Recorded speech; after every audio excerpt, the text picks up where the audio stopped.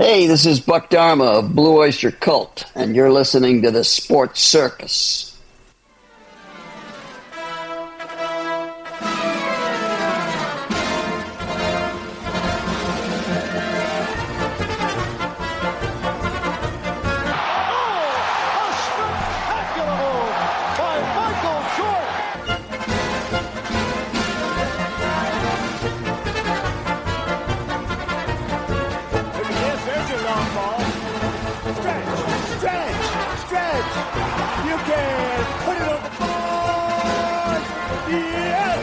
Welcome to the Sports Circus. I'm your Ringmaster Sal, live from Las Vegas in the AMP TV studio, AAMP Television. Today's show is brought to you by UppercutChops.com. Check out their tasty selection of all-natural, dry-aged USDA Prime Wagyu steaks and chops. Wait till you taste their best-in-class New York steaks, the filet mignon, and of course, the king of all those gigantic cowboy cut and tomahawk cut ribeyes, best I've ever had, probably be the best you ever have as well. Check them out also at UppercutChops.com. You can see lots of great pictures. I took those pictures. No, I'm kidding. Anyway, those are great pictures of those wonderful tomahawk and ribeye. And boy, they've got all kinds of great stuff. The short rib of beef. Now, I've made a lot of that stuff, folks. I've had these steaks and chops, and boy, are they good. Even the burgers. The burgers are incredible. The half-pound patties. I've never, ever had a better burger. Look, I don't get anything for saying this. I'm just telling you, it's that good. Check them out again at UppercutChops.com. That's UppercutChops.com. Or give them a call. Find out what's for dinner. 714-948-0100. 714-948-0100. Again, 714-948-0100 for UppercutChops.com. I have to tell you, you will enjoy every bit and every bite of their steaks and chops. All right. Welcome in, everybody listening in on our CBS, NBC, and Fox Sports affiliates from coast to coast. All of our independents as well. Thank you for joining us, as well as all those watching on Cox, Comcast, Spectrum, Frontier, Oceanic, Time Warner, Spectrum, and Wow Cable Television affiliates in select markets, plus Hotel TV in all Nielsen rated markets when and where applicable. And a big little our friends over on Chicago Food Favorites on Facebook. Folks, make sure you check out Chicago Food Favorites on Facebook. It's a fun group. Post your favorite restaurants, your favorite recipes, talk about food. That's all about food. And guess what? It's free, so go have fun with it. Nice round of applause for Chicago Food Favorites.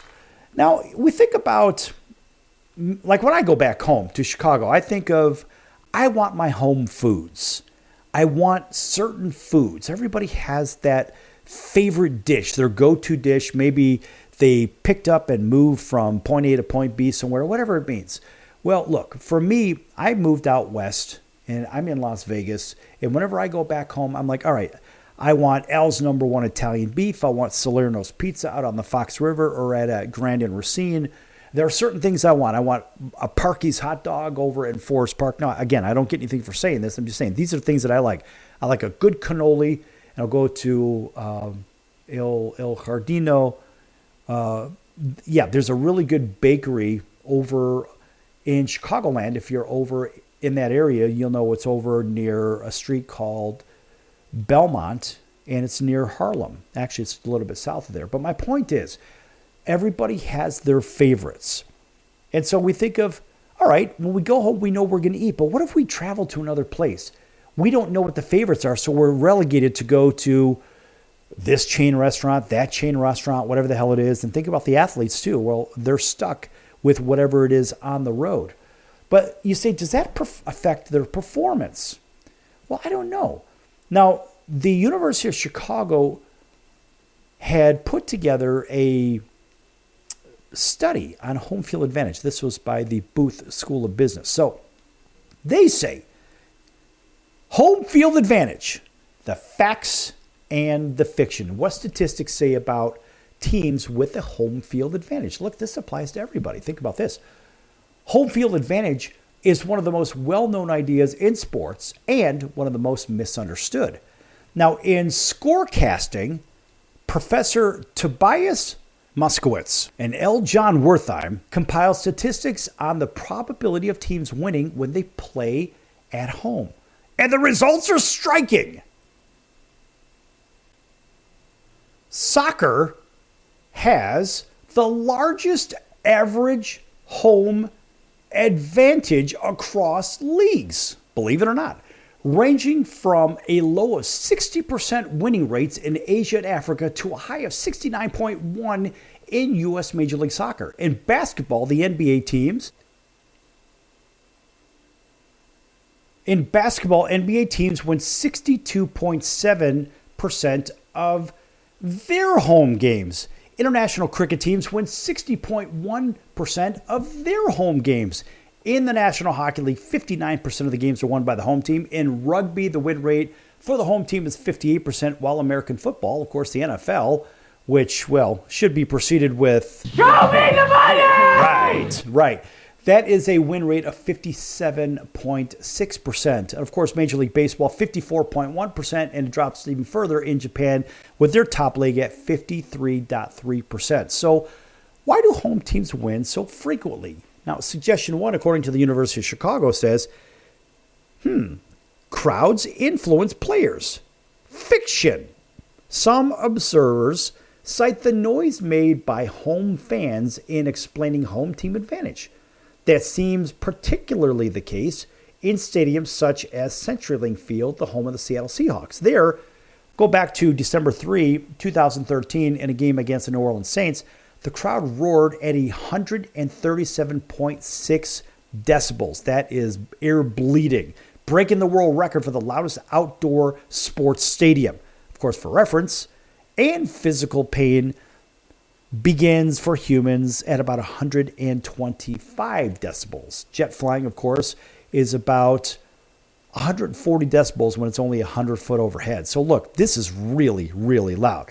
But even taking into account crowd noise, Moskowitz and Wertheim were unable to find persuasive evidence that crowds on their own do anything to affect player performance. I don't know about that. I can tell you as a former ball player myself, I disagree a little bit with that. I mean, these are really knowledgeable guys, but there's something wrong with that. Now, suggestion number two, according to the University of Chicago, is travel is tough on players, causing underperformance.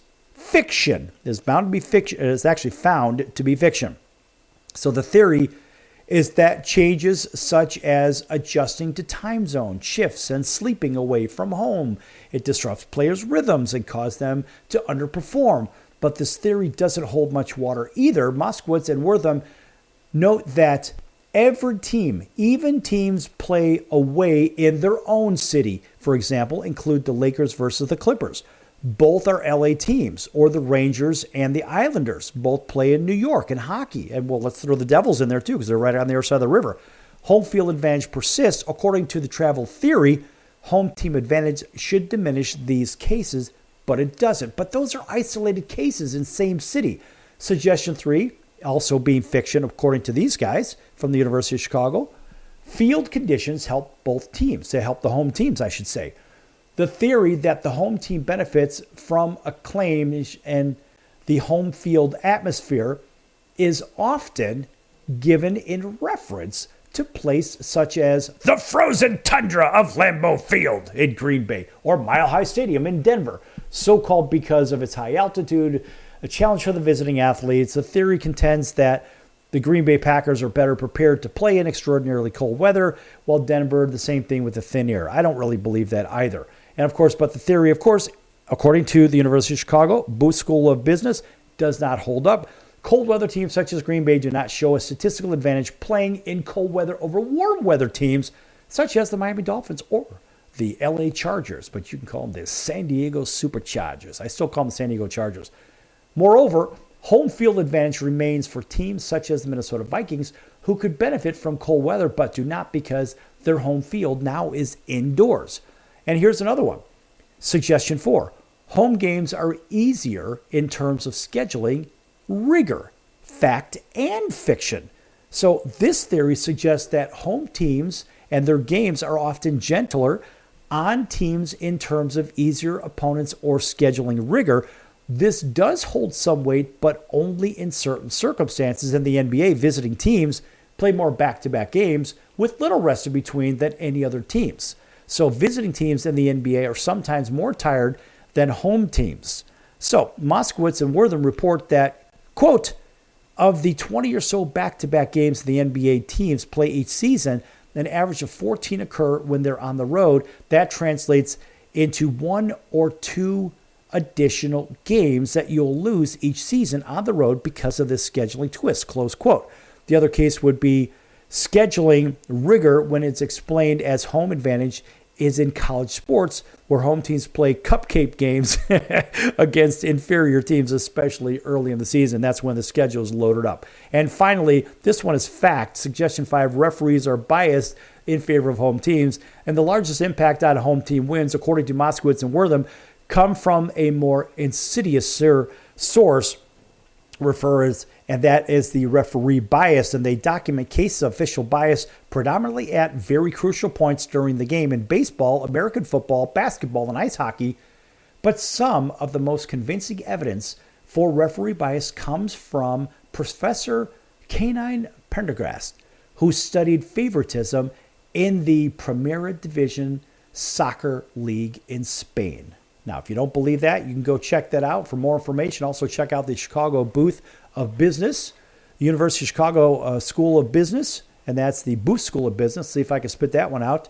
And guess what, folks? All this home field advantage, this, that, and the other, it all pertains to the next segment. We have country music star Jason Owens. Check him out at jasonowensmusic.com. In the next segment, we're going to talk a little bit about playing on the road, playing at home, the different venues, and so forth. You're going to like this, folks. Don't go anywhere. Lots more to come here on the Sports Circus.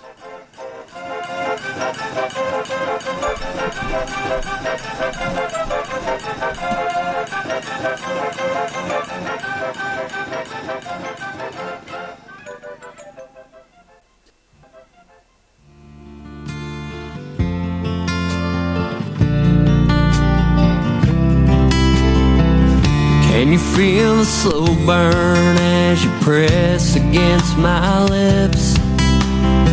Your sweetness overtakes me, I'm okay with giving in. We're a lot different, I ain't looking for the same. Come a little closer, babe, I wanna play this game. You're my whiskey, You're my wine, I wanna feel your body next to mine. Tangled up in the bedsheets, mixing Chardonnay and country. Get me tipsy tonight, I'll drink you up until the sunrise. Wanna wake up with you by my side, mixing whiskey and wine.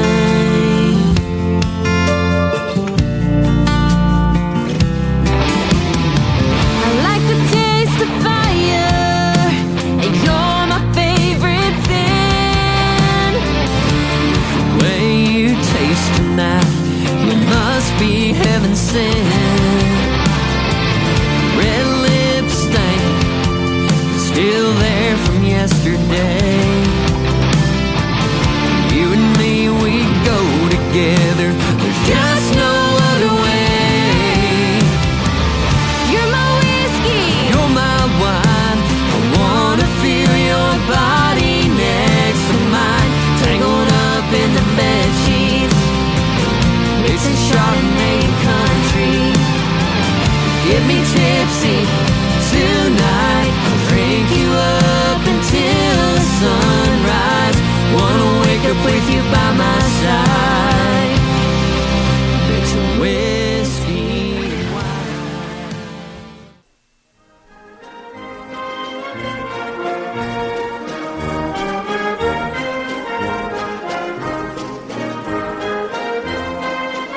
Welcome back to the Sports Circus. I'm Roy Firestone. Now it's time to throw it back to Sal.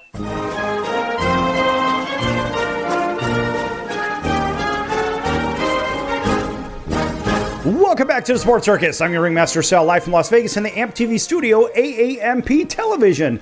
This segment brought to you in part by the music of Jason Owens, and here to tell you all about the music of Jason Owens is Jason Owens.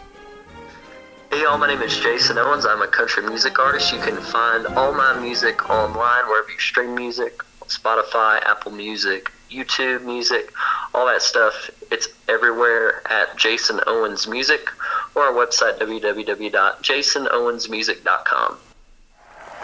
All right, and there's the astounding round of applause. Yes!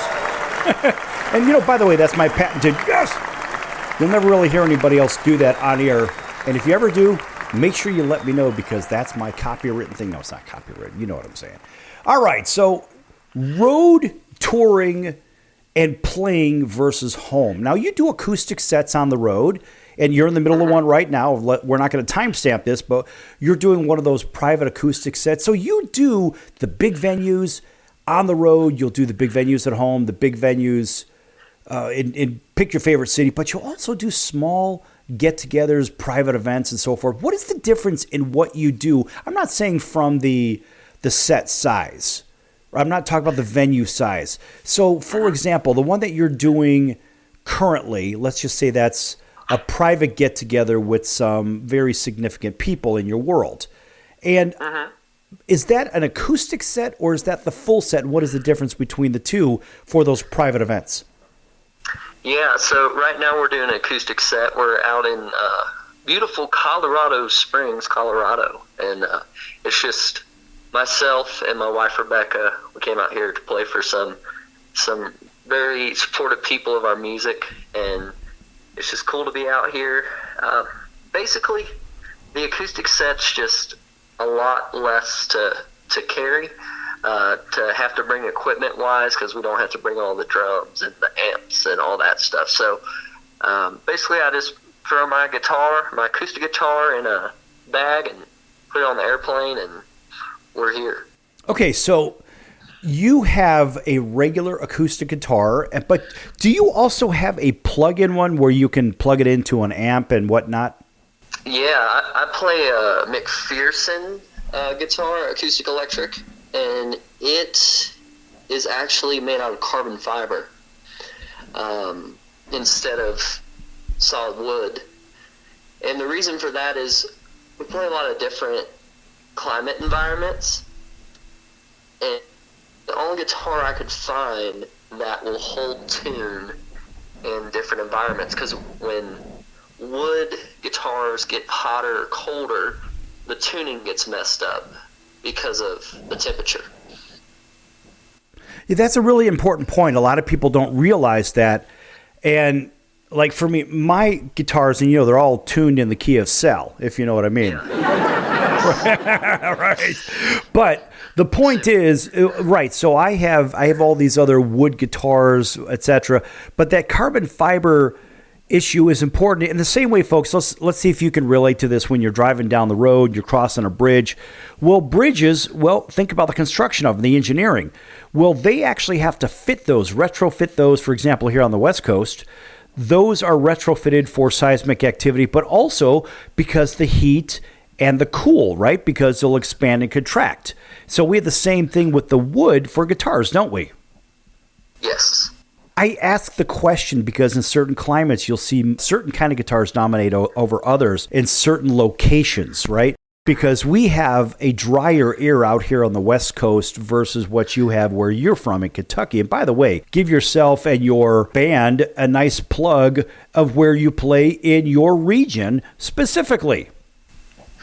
Yeah, we play all over in the region. We play a cool place in Newport, Kentucky called Shiners on the Levee. We play there quite regularly. And we also play Miami Valley Gaming in Lebanon, Ohio.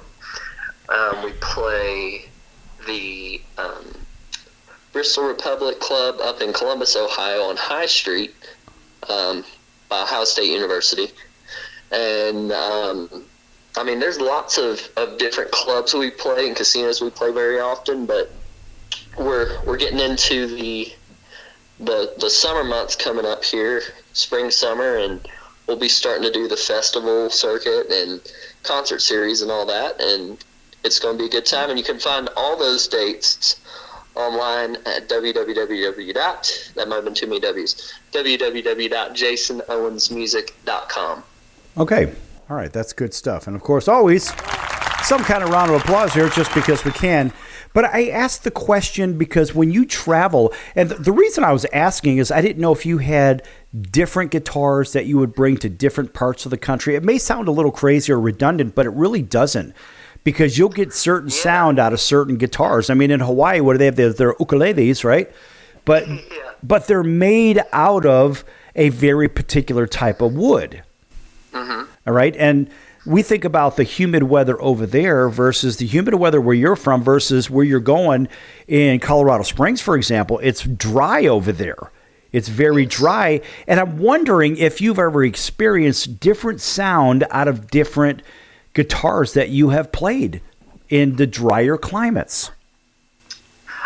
I personally have not noticed that. The only thing I've noticed is if I take a wood guitar, like we play a lot near you in Las Vegas, I take a wood guitar there. Once I get it tuned up and I play a couple sets, it still kind of goes out of tune for those first couple songs, to get it back into working shape. Whereas the carbon fiber, just I tune it up and it's just ready to go. But do you find that when you're in a drier climate that you have to tune it a little sharper because it's going to loosen up a little bit? I have not had that experience, but it's possible. Usually I just tune it to the tuner, or it says it's in tune, and then we roll with it. Well, the reason I ask you that is because you have indoor venues and outdoor venues. Now, you've been playing indoors largely in Las Vegas, right, where it's climate controlled. But what about an outdoor venue? I think you have played some of that, haven't you? Oh, yeah. Played lots of outdoor venues. Yeah, I mean, that's always a struggle with keeping guitars in tune. I think that's something when you go see a large act on at your arena or your amphitheater or wherever you go to see that person, that front person or the guitar player, if you watch them, there'll be guys that come out and bring them multiple guitars throughout the night. And sometimes that's, for the look of it, but also I think after you play outside in a different climate, humidity, that guitar is going to really probably go out of tune after a couple songs, so they got to switch that out, and the guitar tech has to go back and get the other one fixed back in tune, strings, whatever it needs. So that's a real good question, good point, Sal. Yeah, that's kind of where I was going with this here in our last minute of the segment. I think about what does it take, because I understand about guitar techs and so forth, and maybe we'll get into that in the next segment, but the idea of being ready, and if you're playing a different sound, a different song, maybe you have a whole library of songs as well. We're going to hear one of those songs on the break here. But when you switch maybe from something a little bit more harder on the picking, so to say, when you're picking strings, well, the reality is, maybe you're strumming harder, you're picking harder, and of course it's going to come out of tune a little bit quicker, but with certain cases, right, you'll have to have a certain axe in there that's maybe a little bit more durable, right? We think of, Panasonic, people throw their laptops across the room versus other kinds. Well, they can't. So you have your choices of those as well. Yes, definitely. I mean, they can be set up a different way to make a more aggressive style playing more bearable to the instrument. And speaking of which, I want to give a shout out, not instrument exactly, but instrument case company. They're called Mono Cases. I've been flying with them for years now, and I check the guitar every time, and knock on wood, it always has come through at the end. Never been a scratch on the thing. So shout out to Mono Cases. All right, that's good stuff. We're going to be back here in just a few minutes with Jason Owens. Check him out at jasonowensmusic.com, folks. Lots of great stuff out there. And look, this guy is really good in the music business. So make sure you check him out. Don't go anywhere. Lots more to come here on the Sports Circus.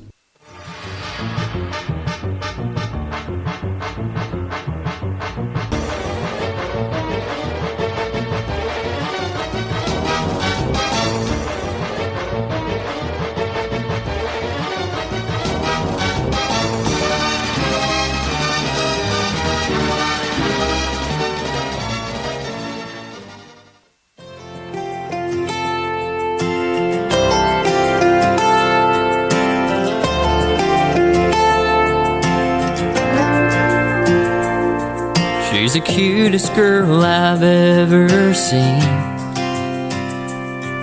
When she's fighting mad, it's the funniest thing. Long hair, blue eyes, and a heart of gold.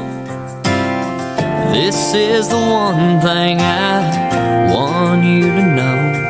If you want a man that'll love you to the moon and back, never cheat, never lie, yeah, baby, none of that. Well, slow and steady wins the race. It's the thrill of the chase. Falling in love just ain't the same these days.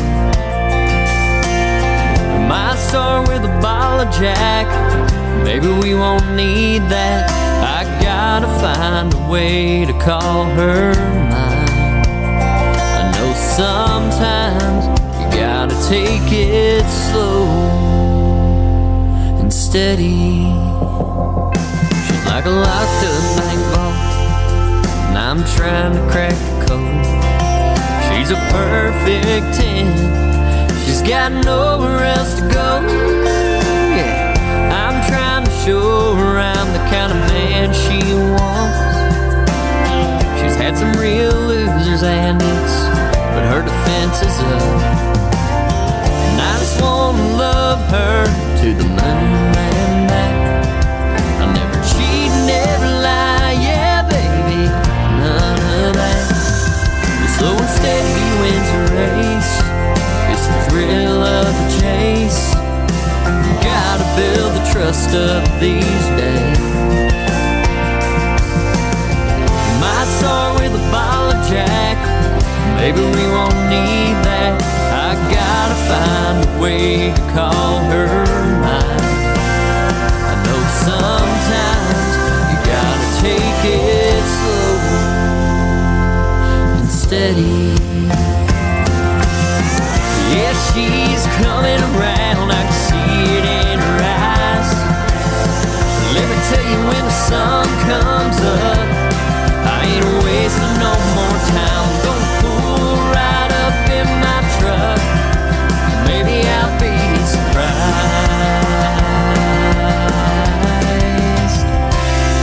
Slow and steady wins a race. She's walking right out. That smile she just gave me, I can see she's...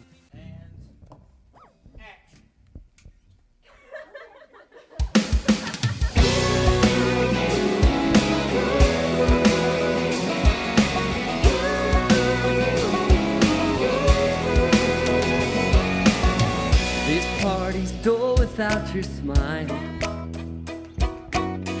Why'd I let the guys drag me out for this? You're probably at home just watching TV, and I can't stop thinking about your lips. 'Cause your kisses are sweeter than this champagne. Your voice is better than the song that the DJ's playing. There's no party, no party, no party like you. And there's nobody, nobody that can light up this whole room. No Mardi Gras or Fiesta to compare it to. There's no party, girl. There's no party like you.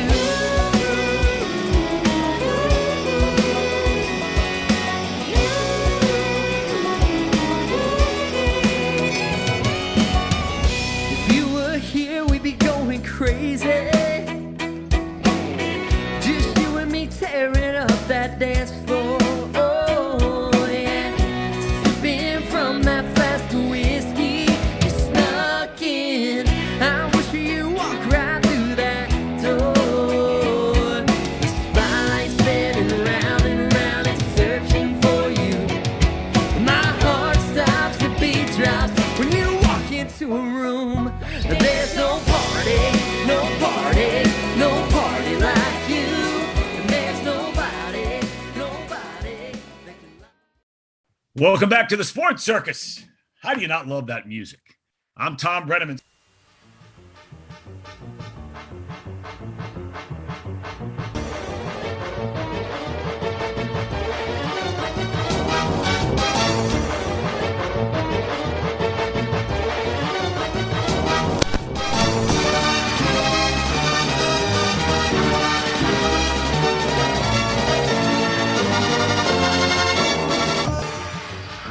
going on, y'all? This is country music artist Jason Owens, and you are listening to The Sports Circus. All right. And Jason, thanks for joining us once again. In fact, I believe you're also joined by your lovely wife. Yep, that's me. I'm here. My name is Rebecca. Hi, Rebecca. So you and Jason both sing, and you're singing on a lot of these duets, and you sing the female voice songs for Jason Owens and for his live set. Tell me about your background. Well, my background in vocal music really started when I was like a little kid. I've always loved singing, but didn't really get good at it until I went to college. I studied musical theater performance, and that's where I actually really learned about harmonization and singing harmonies, and that's what you're hearing on all of those songs of Jason's where you hear that female voice. I'm being his harmony part, and that really helps like a song fill in and like sound bigger vocally and stuff like that. Bigger. Bigger is better. Right. Especially when it comes to like cakes and cookies and stuff, as far as I see it. I can't help it. I'm just that way. Okay, so you've been trained formally, and yeah, there is a nice ring to having the male-female voice. And, you know, there's a lot more depth and breadth in the performances that are put together when you have a couple of voices, right? Absolutely. Okay, so what's your favorite to perform? Let's just say out of your own music. Now, we just heard a song in the last break, Slow and Steady, right? Yes. Okay, tell me about that one. So Slow and Steady is a song that Jason actually wrote before he knew me. But it's kind of funny because a lot of people think it's about me, which the lyrics make perfect sense. That song kind of makes sense. It kind of follows along how our relationship panned out. But he actually wrote that song, I don't even know when. Do you remember what year you wrote it? I have no clue when I wrote that song. Well, it was... We cut it a few years ago. It was before 2019 when he wrote it, and one day he was just pulling out old songs for him that he had wrote that he wanted to cut, and he showed that one to me, and I was like, yes, this song is adorable, great lyrics, love the melody, I'd love to sing on it. It's one of my favorites of his for sure. It's in a very happy key. It rings right. The first one that I've ever heard out of all of Jason's music, I said, you know what?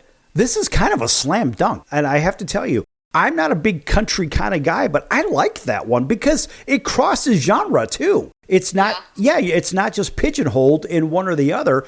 No, this is one, it could be scored in films. I could hear it as background music in commercials. And it's just one of those good ones where, you know, people are going to make babies to that song, if you know what I mean. Absolutely. That's why we do what we do, Sal. Speaking of which, how many kids do you have? 0. 0 right now. You know, maybe in the future, but none at the moment. Yeah, well, hey, listen, the audience wants to know. People are going to be asking, hey, here's that guy up there, and geez, I wonder if he's married. Yes, he's married. So just keep your hands off him. Just keep picking that music up. Listen to the music over and over. Tell your friends, tell your family, put it on social media. Do what you've got to do, but have fun with it. It seems like, I've watched your performances together on stage. It looks like you're both having a lot of fun together.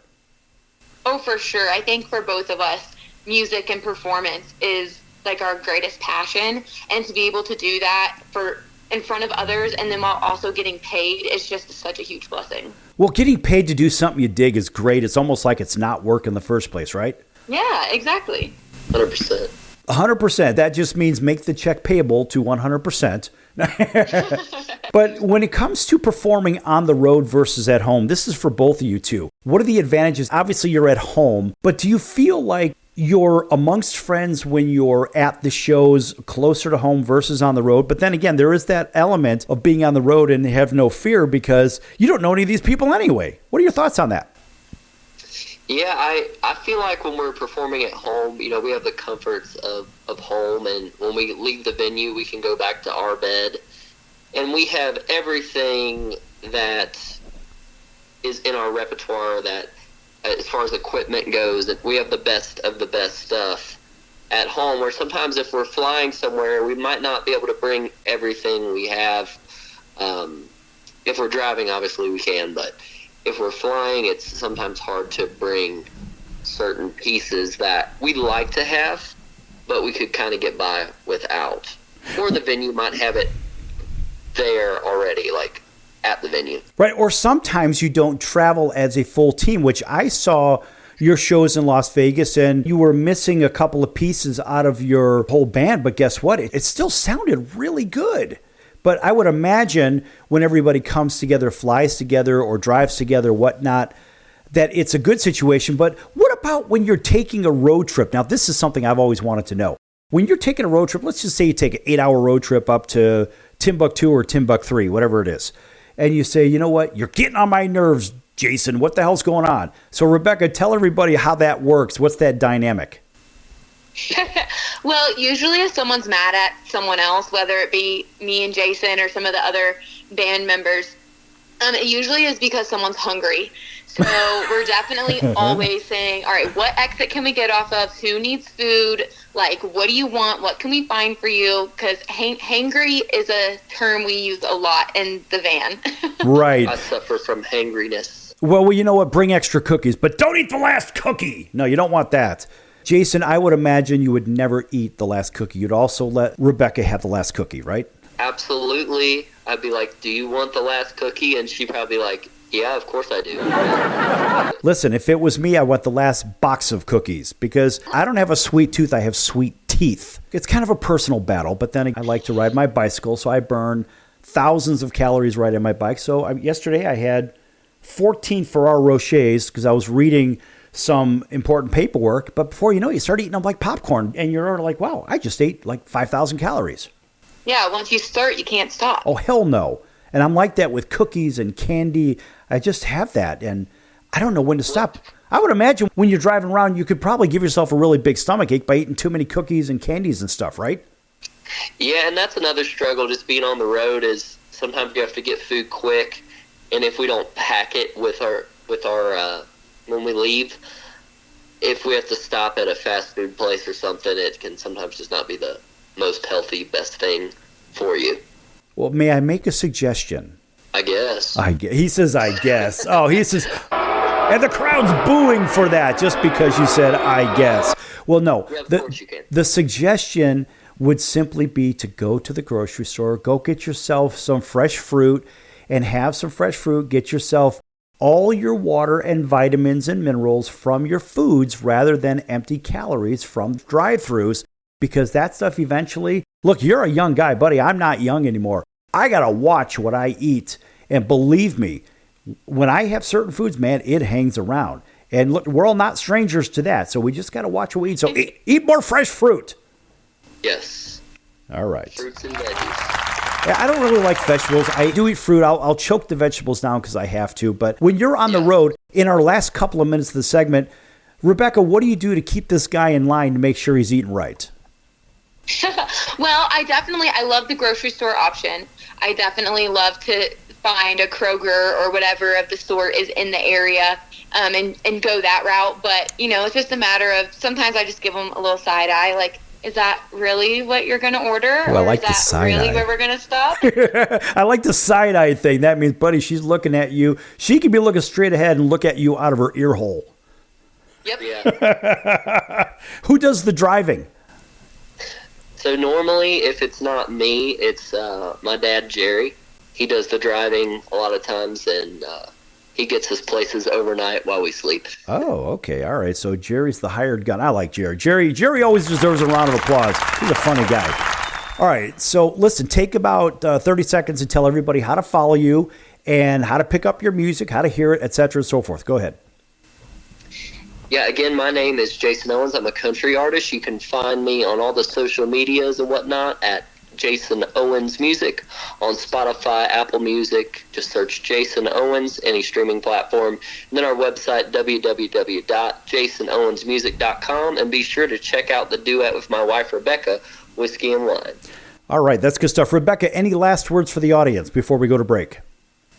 Not really. Just thanks for having me on. I hope that I get to talk to you guys again soon. Absolutely. Of course, a big round of applause for Jason Owens and Rebecca. Folks, make sure you check out all their music on Pick Your Favorite Platform. It's all over the place. You can't miss it. And you know what? Even if you don't like this genre, you're going to like this because the lyrics are clever. The people are cool. They're just nice people. And you know, the one thing I'm going to leave you with before we go to break here, folks, as a concert goer, as a show goer, I watch everybody migrate to the dance floor when Jason's playing his music and people are happy. They're dancing, they're smiling, they're laughing, they're saying, you know what? Life is good. We're going to be back here in a few minutes on the circus. Lots more to come, folks. Don't go anywhere.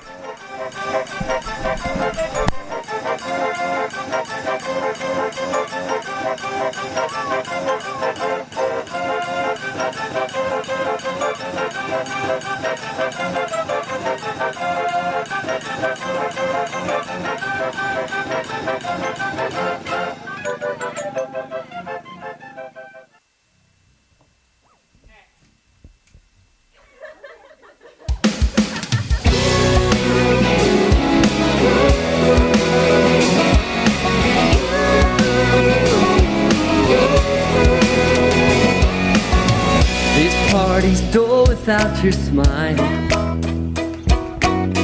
Why'd I let the guys drag me out for this? You're probably at home just watching TV, and I can't stop thinking about your lips. 'Cause your kisses are sweeter than this champagne. Your voice is better than the song that the DJ's playing.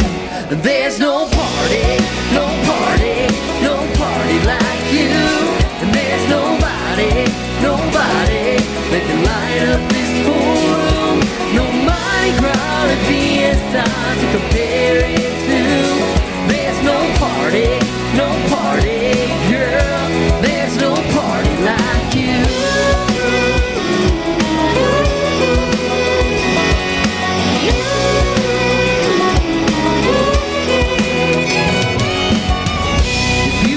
Here we'd be going crazy.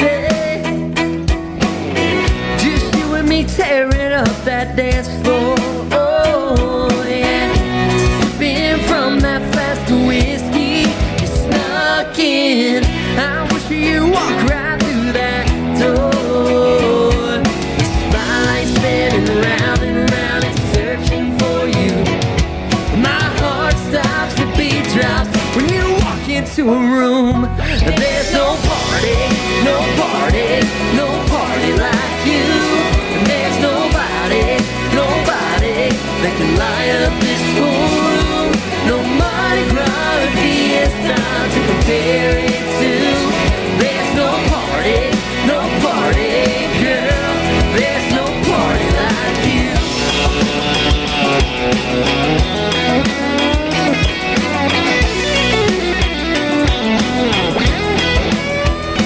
There's no party, no party, no party like you. Yeah, there's no party, no party, no party like you. Yeah, there's no party, no party, no party like you. There's nobody, nobody that can light up this whole room. No Mardi Gras or Fiesta to compare it to. There's no party, no party, girl. There's no party like you.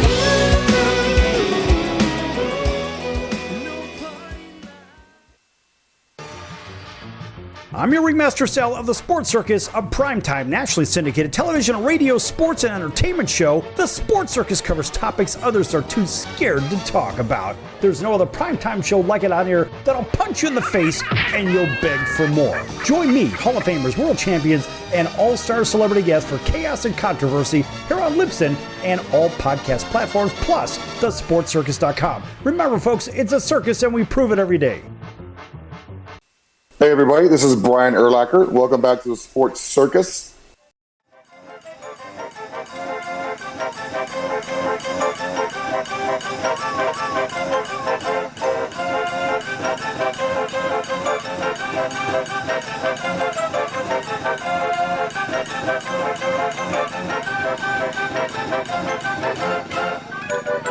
Welcome back to the Sports Circus. I'm your Ringmaster Sal, live from Las Vegas in the AMP TV studio, AAMP Television. Folks, we just heard a couple of really good segments by Jason Owens and Rebecca as well, his wife. And folks, make sure you check them out at jasonowensmusic.com. And that's jasonowensmusic.com. A fun couple with a fun dialogue. It was very impromptu. Listen, folks, we don't plan any of this. You never know where this is going to go. And, you know, it's kind of like the idea, look, you're out there performing with your husband or wife or whatever, and you're saying, geez, let's just bring a good attitude to the stage, which is what they do. And it's hard to put your differences aside when you're fighting over the last cookie, right? But then again, I mean, I always have control of the cookies, so there's really no issue with that. However, we think of the idea where maybe one has to perform when the other one can't perform. And probably the best parallel that I can give for everybody listening, thinking about the sports side of things. Well, the sports side is similar to, of course, the musical side. For example, in Jason and Rebecca's case, where we think of what if the superstar, like we'll take the San Antonio Spurs, losing Victor Wembanyama. So Wemby is out essentially for the rest of the season. Well, and then here's this one or that one trying to, let's put shed a little clarity on this, little light. Look, the fact is the guy's out, period. And he's arguably the future poster boy for the NBA. But what happens when you lose your star player? Well, let's take the case for our audience listening in on WAUD for the Atlanta Braves. Last year, the Atlanta Braves lost arguably the best player in baseball, which is Ronald Acuna Jr. Losing Ronald Acuna Jr., the best leadoff man in the game, the guy is a 40-plus home run guy, a 70-plus stolen base guy. But what happened with the Atlanta Braves? The Atlanta Braves were right there to the very last game to do what? To make the playoffs. And you think about what happens with a team like the Braves, for example, when you lose your best player. Everybody else steps up. Now, in the case of music, well, the balance of the band or the other voice has to do what? They've got to step up. And so we see this all the time in sports. And so there's always the next man up mentality. And that's how you look at some of these great dynasties over time. And we'll just stick with, somebody as simple as the Chicago Bulls, right? We always go back to our beloved Chicago Bulls back when Mike was playing. When Mike couldn't play for some reason, and he didn't miss many games at all. There was no such thing as that nonsensical load management crap. This guy's out there playing with a 104-degree temperature. If he couldn't play for some reason or another, whatever, well, it would be the next man up mentality. And so players wanted to come to the Bulls, so we knew that they had a chance to win an NBA title. As long as Mike was playing, let's face it, the Bulls had a shot to win, or they did win, technically speaking, from 1990 forward. But the idea is the next man up mentality. And we see that not only with the Bulls, we saw it with the Patriots. People wanted to play with Tom Brady and the guys. Why? Because they knew they stood a real good chance to win. In the music business, well, the dynamic is different, but yet that dynamic's the same. Because when one person's not there, the other person has to step up and they have to do the performances by themselves vocally. In this particular case is my example that I'm thinking about. So eventually the show must go on. We've all heard that one, right? So Jason would tell me, I'm going to go out there, I'm going to do this. Instead of saying break a leg, I would say break someone else's leg, if you know what I mean. Why would you break your leg? But I know that's just the old saying. And in fact, a lot of people give me a little bit of noise about that. So the old break a leg thing. I find it funny because if you go back to really look it up, break a leg is, according to Wikipedia, it's an English language idiom used in the context of theater or performing arts to wish a performer good luck. An ironic or non-literal saying of uncertain origin, of course, a dead metaphor, break a leg is commonly said to actors and musicians before they go on stage for a performance. Well, why did they start saying it? Well, look, in the early days of theater, this is basically where an ensemble of actors were cued to perform. if actors were not performing, they had to stay behind the leg line, which also meant they wouldn't get paid. So if you were to tell the actor break a leg, you were wishing them the opportunity to perform and get paid. How do you like that? Gotta tell you folks, I didn't really know that one either. But that's pretty good stuff. So that's why I'm like, I'll break somebody else's leg. I mean, in sports, you don't really say that to your colleagues because you're thinking, yeah, it's athletics. Geez, the last thing you want to do is have you break a leg. So, I mean, as a former pitcher, I would tell our guys, our pitchers, I just go out there and mow them down.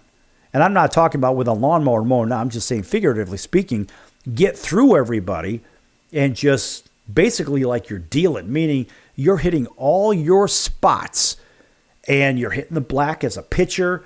You're riding on the black. You're on the left side, the right side, inside, outside, and you're making yourself almost unhittable. And that's the best part about it. So in sports, we use different terms. You know, some people say, well, go get them. And some people say, like what I just said, or others people say, well, just go out there and do your job. And at the end of the day, it's really about getting out there and doing your job anyway. So back to the sports thing with Victor Wembanyama. I mean, look, you think about the investment that the San Antonio Spurs have with their superstar. And what they do? Well, they made a trade, and they made another trade, and whatever. Now you've got other guys supporting. So now De'Aaron Fox has to step up and do what? Carry the extra mail that Wemby was carrying in the first place. And the other guys have to carry the mail because, let's face it, when you look at the Spurs, you say, look, these guys, they basically went through a rebuild, right? And they're still rebuilding right now, which is okay. There's nothing wrong with the idea of rebuilding your team and so forth. But when we think of the roster, we say, well, who else can carry the mail for this team? And that probably is the biggest question because with Wemby gone, I mean, look, the Spurs are already sitting about 6 games under 500, and they're on the outside looking in as I see it. But when we look at the depth chart, well, we say you have Bassey, you've got this guy, you got that guy. You don't really have a whole hell of a lot in the center position. So that means your power forwards like Harrison Barnes and Johnson and I don't know, and Ingram. Look, these guys are all going to have to step up. I mean, even your small forwards are going to have to step up. Your Vassell, your Castles, your Branham, your Duke Juniors, your Minix. These guys are going to have to step up. But what about from the guard play? How is that going to take pressure off? Well, I'll tell you what's going to happen is since you're missing your star center, that means the guard play is going to have to pick it up and make the defense work a little bit harder because, let's face it, your 5 is out, your center is out. Since your 5 is out, your 1 and 2, your point guard, your shooting guard, are going to have to draw attention away from the center position. So with that said, now you're going to have a lot of guys really moving without the ball and get the defending center out of the way and your guys down on the low block. You're going to have to move some players around. There's going to have to be a little bit more of that triangle defense or better yet, the triangle offense, we'll say.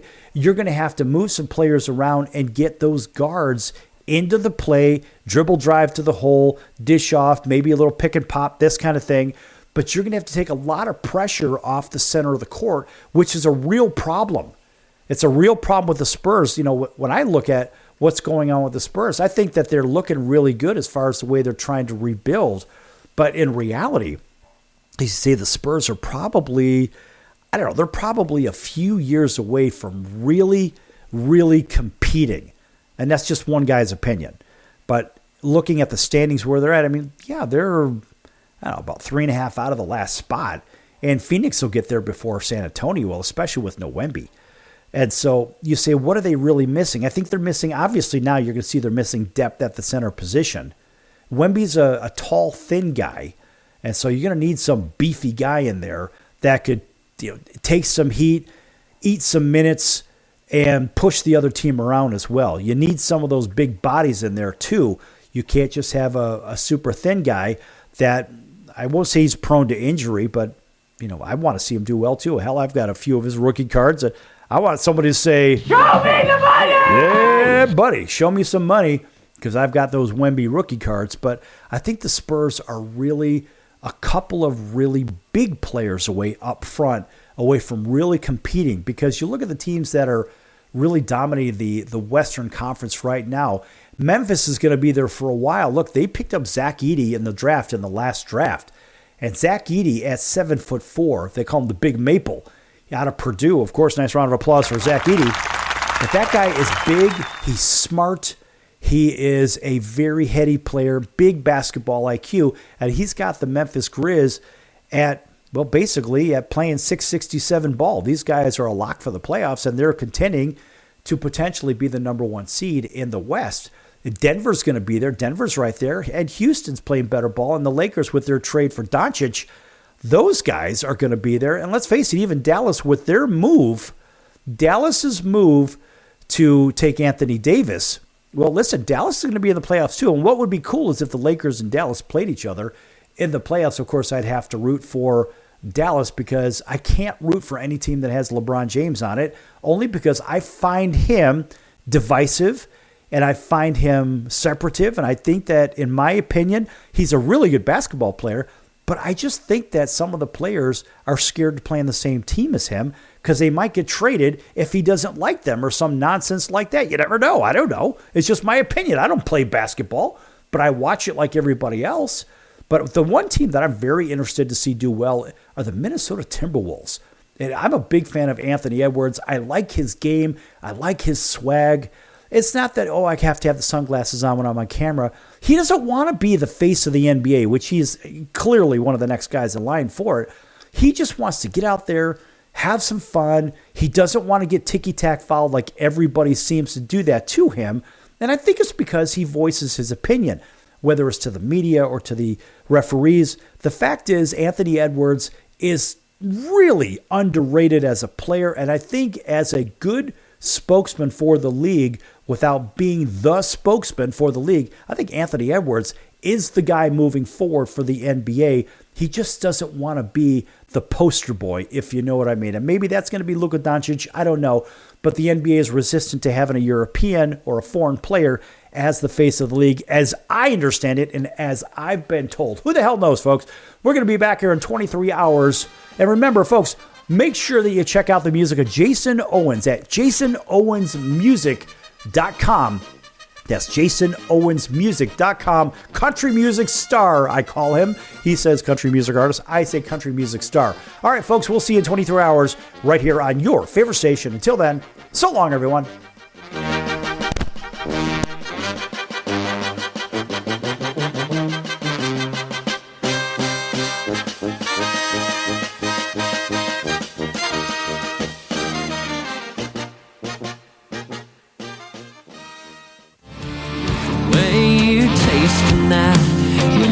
Be heaven sent.